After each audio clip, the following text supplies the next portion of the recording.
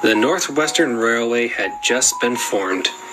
The expansive line, reaching from Vickerstown to the end at Tidmouth, was going through a tough few years. The line's first two engines were too small to handle the workload. As such, the board of directors had brought many more engines on loan from other railways to help. And I'm sorry to say, frictions existed as the loaned engines treated the resident engines quite poorly. Oi you, take me coaches and up to it. Up to it yourself. I'm getting this train ready. Thomas scoffed. Typical little shunter. No sense of duty. Late again! I thought you were supposed to be an express engine. Another engine wheezed as Edward clanked into the station. Don't blame me. It was a faulty signal. Edward huffed, out of breath. Of course. It's always something else. You wouldn't have this kind of mess on the GER if the board of directors had any sense of progress. They'd allow head office to oversee everything. Another engine was a large Clawton from the LNWR. This engine had glistening red paint with black side plates. This engine, named Afton, was more picky about the kinds of coaches he was given. He saw all the old single-axle Victorian rolling stock as relics. Like the other visiting engines, he was absolutely appalled at the idea of pulling goods trains, because to see a grand engine such as him doing so was an insult. One morning, Afton huffed into the station. He was to be pulling the local stopping service today. But as he neared the station, he hissed angrily as he saw the coaches he'd been given. He was given the small single-axle coaches. While they were painted in the NWR cream and dark green, they were smaller and older than the bogie coaches given. What's this? I'm pulling this ghastly groaning train today? The indignity of it all! Just be happy you have a train to pull at all. Thomas hissed as he pushed the coaches up. I've had to hunt the yards for extra coaches. Then you can jolly well take these coaches away and bring me some proper coaches. I'm busy. Take them or leave them. Thomas huffed and hurried away into the yards before Afton could say anything more. Come on, old boy. Let's get this over with. Afton's driver sighed. The coaches groaned as Afton backed up to them. They had heard what Afton had called them and were not happy. Who is this rude engine? Asked the lead coach. An improper engine if he's pulling us, said another. I'd rather be pulled by Edward or even Thomas. At least they are proper engines who know how to treat coaches right, the brake coach added. Shut up! I am a proper engine. Better than Tiny Thomas or Old Iron Edward. Now come along. The guard's whistle blew and Afton huffed out of the station in a rage. His face was almost as red as his paint. As Afton raced down the line, the old coaches groaned and creaked. They were older and were not used to running at express train speeds. They tittered nervously as they rolled along. Slow down! Slow down! They wailed. Shut up! Shut up! Afton barked back. Just then, the brakes on the train came on.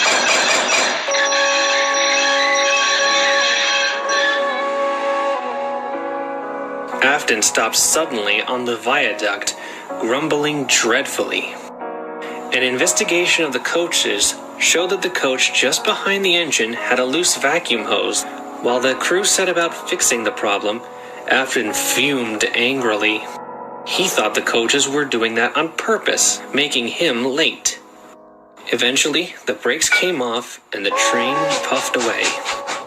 When Afton arrived at the last station, the big red engine hissed mournfully as he moved around the yard to shunt his own coaches away.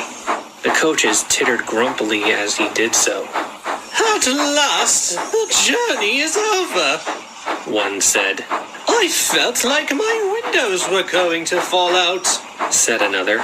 "At least you two were further away from him than I was. I had to endure his groaning all the way here," said the lead coach. It would have been better if you'd not decided to hold me up, you rotten old antique. "What? You blame me for that? That was your fault." Pull the other one, you horrid thing. "It's not my fault you don't know how to pull coaches, you rotten red sausage." Afton quickly lost his temper. His boiler pressure shot up, and amid the hiss of his safety valve, there was a bang, and then a splintering crunch.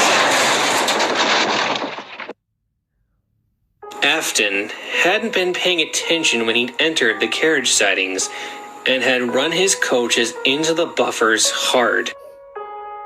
The buffers were bent and broken, but they were not the most damaged. That honor belonged to the coach behind Afton's tender.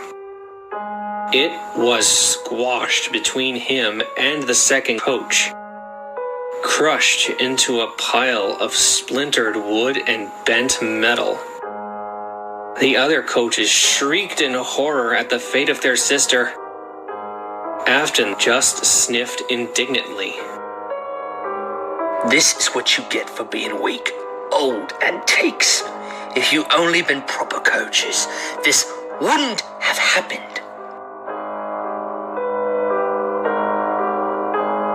The directors were not happy with Afton's carelessness.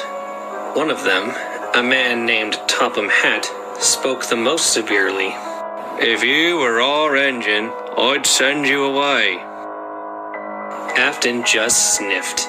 He didn't care at all. He watched as the broken coach was loaded into some trucks to be taken away. The other coaches were silent during the whole process. After a while, Afton just smirked and backed away to the sheds to rest. Afton's driver was assigned to another engine to learn how to properly handle coaches, and Afton himself was shut up in the shed for a few weeks before the directors allowed him to pull trains again. The other visiting engines were the only ones to show any sympathy for his careless handling. During his stay in the shed, a new train was offered by the Northwestern Railway. It was a late-night train that offered an express run to Tidmouth, called the Midnight Special. The bigger tender engines enjoyed the job immensely. The idea of a non-stop run from one end of the island to the other under the stars made them feel very important. Soon, it was Afton's turn to pull the Midnight Special. About time I had a named train of my own to pull, and with proper coaches, and no less. The only thing better would be the Express, he said loudly. The other engines just groaned. They ignored the big red engine's boasting until he left the shed. Afton puffed into the station, bubbling with excitement as he coupled up to the lead coach. He was so excited that he never looked back once at the rake of coaches he was pulling. No one noticed the coach closest to the engine didn't belong in the consist. It was painted cream and green, just like the Express. But it was smaller and had no bogies, just 2 axles. It was filthier and didn't look like a coach belonging on a prestigious train such as the Midnight Special. The guard blew his whistle and the train set off. Over the sound of the engine puffing, there was a loud groaning noise that came from the lead coach. It sounded like it hadn't been oiled in a long time. Soon, the Express passed under the signals and was gone in a cloud of steam.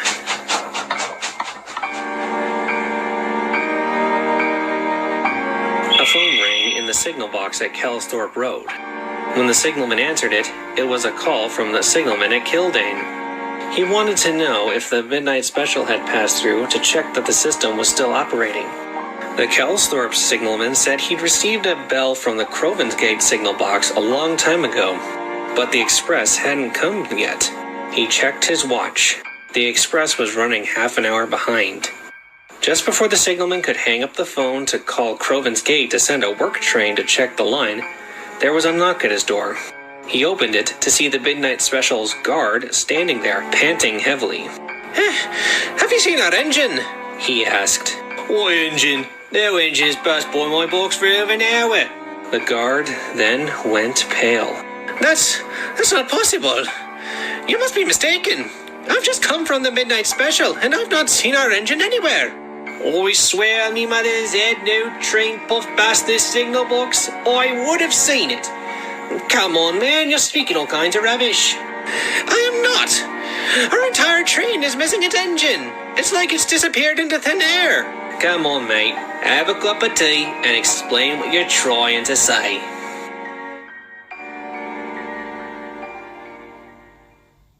A works train was soon dispatched from Crovansgate. They found all 6 express coaches sitting on the main line neatly, and the irate passengers.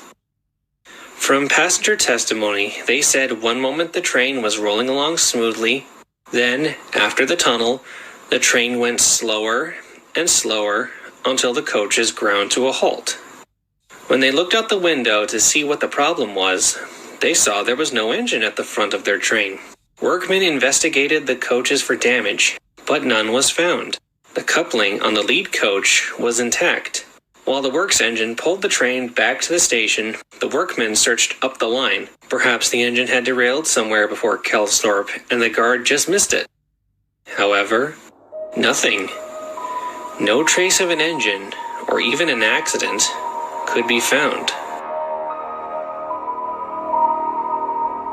The engine crew was found the next morning, asleep on a bench at Crovansgate by a cleaner making the rounds before the first service of the day.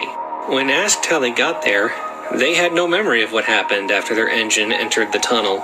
Just that, 1 minute they were entering the tunnel, and the next they were waking up on the platform. A massive search was held to look for the engine, but nothing could be found. For a long time, the Midnight Express was discontinued as the more superstitious passengers refused to ride the express after midnight, worried that if a whole engine could vanish, then why not a whole train of passengers? The mystery deepened when many of the passengers expressed concern for the people who might have gotten in the first coach. The investigators noted that all the coaches were still on the train, but the passengers were insistent that a coach was missing from the express, a small coach just behind the engine. Station staff, porters, and the engine crew of the shunder who assembled the train were just as adamant that they had gathered the rake of 6 express coaches, no more, no less. After extensive investigations, relief was brought to the passengers to hear that everyone who'd bought a ticket for the Midnight Express was accounted for. But the mystery remained. What happened to the engine and the alleged coach? How could an engine's crew wake up at a station with no memory of how they'd gotten there?